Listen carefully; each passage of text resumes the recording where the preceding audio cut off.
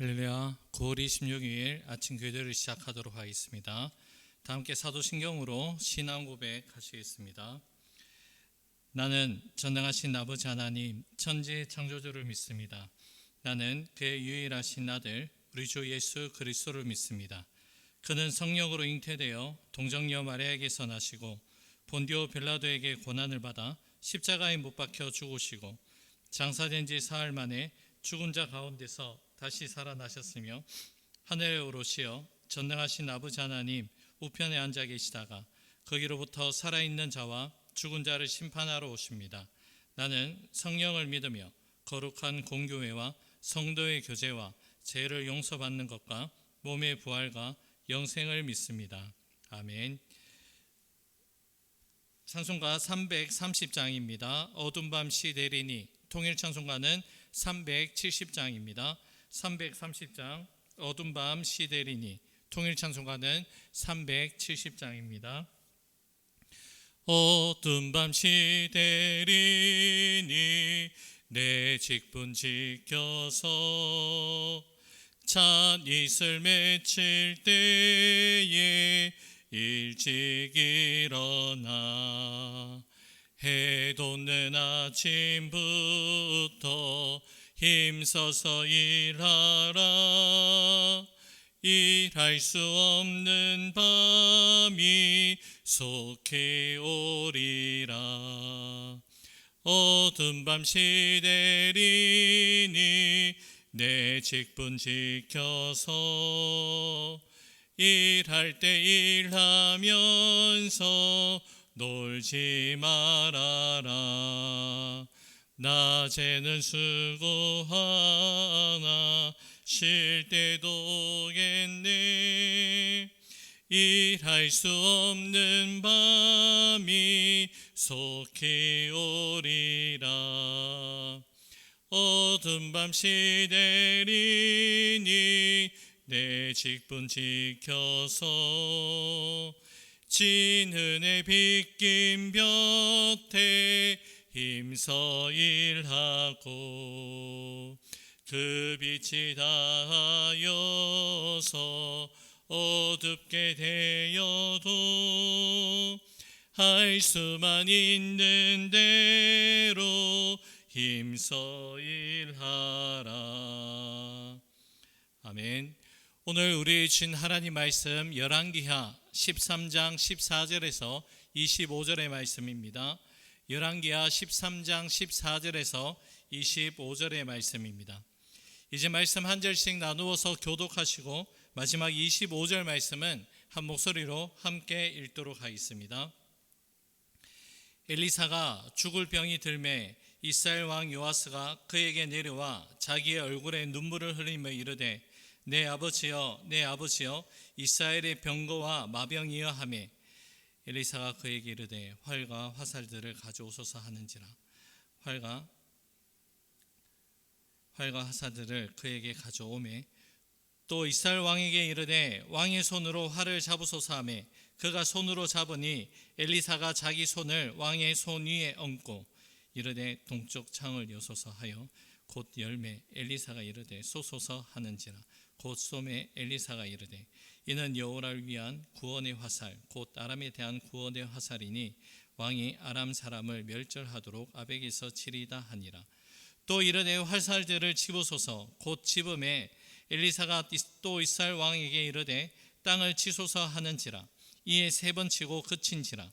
하나님의 사람이 노하여 이르되 왕이 대여섯 번을 칠 것이니이다. 그리하였다면 왕이 아람을 진멸하기까지 쳤으리이다. 그런즉 이제는 왕이 아람을 3번만 치리이다 하니라. 엘리사가 죽으니 그를 장사하였고 해가 바뀜에 모압 도적대들이 그 땅에 온지라. 마침 사람을 장사하는 자들이 그 도적대를 보고 그의 시체를 엘리사의 묘실에 떨어던짐에 시체가 엘리사의 뼈에 닿자 곧 회생하여 일어섰더라. 요아스의 왕의 시대에 아람 왕 하사엘이 항상 이스라엘을 학대하였으나 여호와께서 아브라함과 이삭과 야곱과 더불어 세우신 언약 때문에 이스라엘에게 은혜를 베풀며 그들을 불쌍히 여기시며 돌보사 멸하기를 즐겨하지 아니하시고 이때까지 자기 앞에서 쫓아내지 아니하셨더라.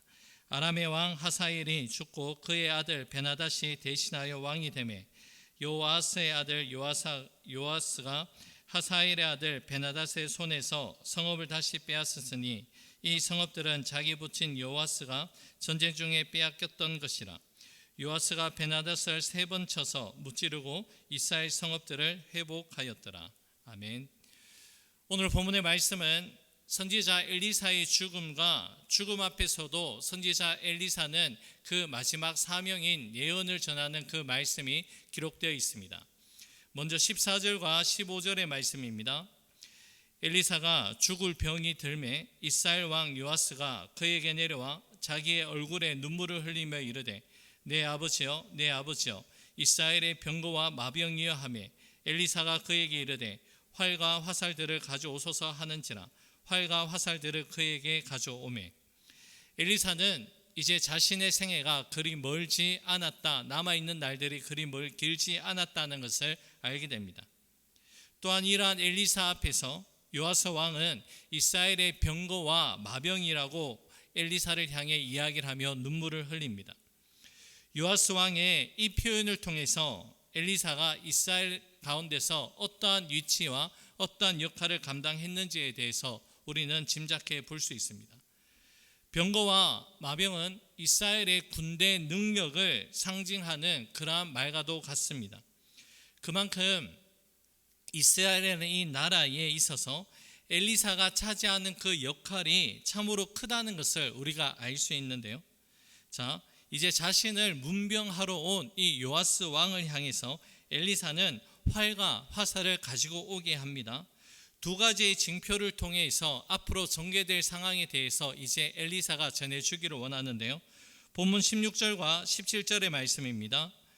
또 이스라엘 왕에게 이르되 왕의 손으로 활을 잡으소서 하매 그가 손으로 잡으니 엘리사가 자기 손을 왕의 손이 얹고 이르되 동쪽 창을 향하여 여소서 하여 곧 열매 엘리사가 이르되 쏘소서 하는지라 곧 쏘매 엘리사가 이르되 이는 여호와를 위한 구원의 화살 곧 아람에 대한 구원의 화살이니 왕이 아람 사람을 멸절하도록 아벡에서 치리이다 하니라. 엘리사는 먼저 동쪽 창문으로 활을 쏘게 하는 이 첫 번째 징표를 통해서 엘리사는 요아스 왕에게 이후에 이제 이스라엘이 아람을 물리치게 될 것을 그렇게 전하고 있습니다.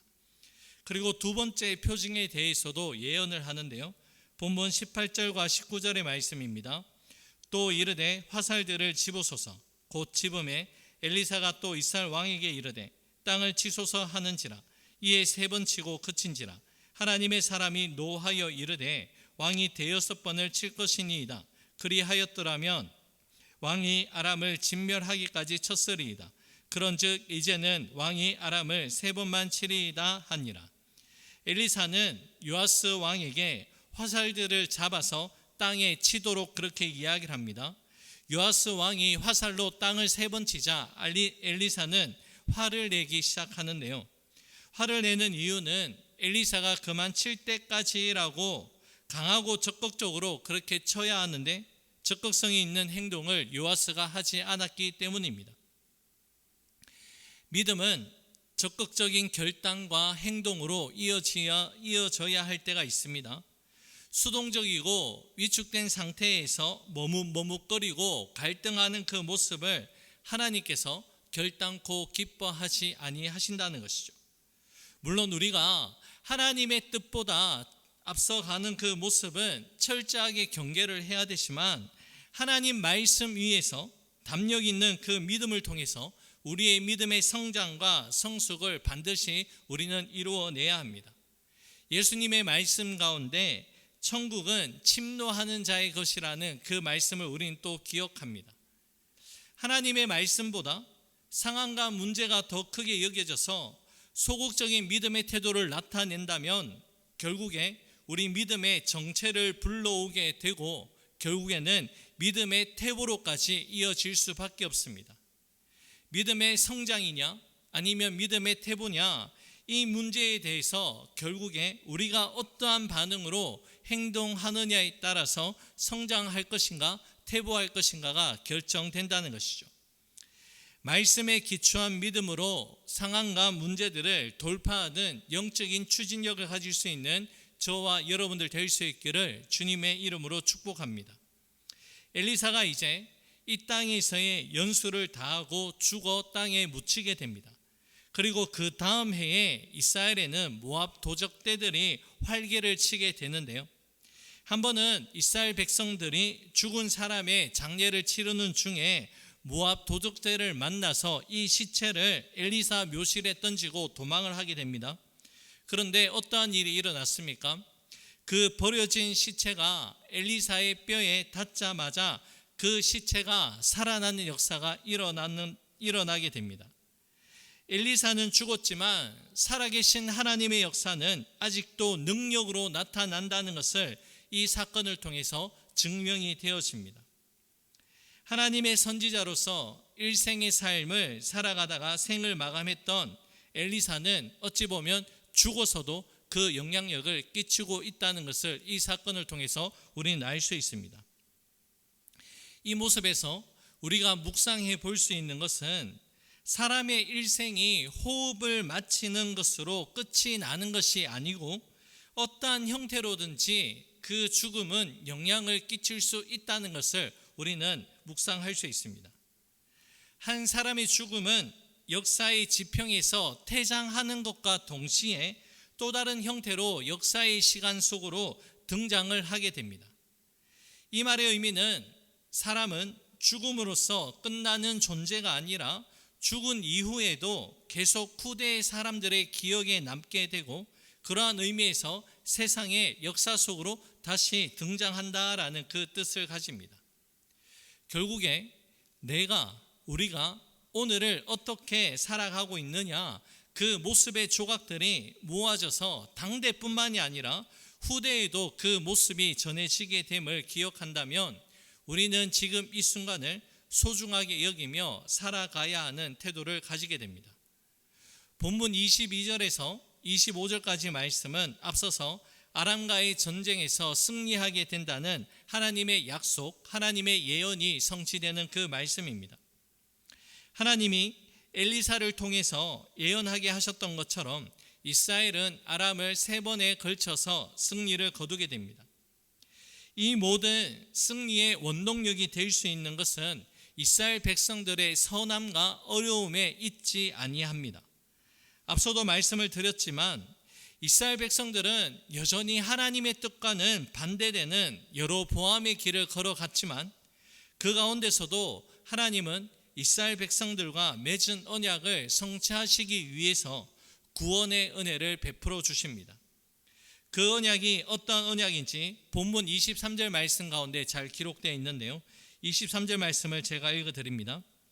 여호와께서 아브라함과 이삭과 야곱과 더불어 세우신 언약 때문에 이스라엘에게 은혜를 베풀며 그들을 불쌍히 여기시며 돌보사 멸하기를 즐겨하지 아니하시고. 아멘. 하나님 앞에서 여전히 신실하지 못한 이스라엘 백성들에게 하나님은 어떠한 분으로 말씀하고 있습니까?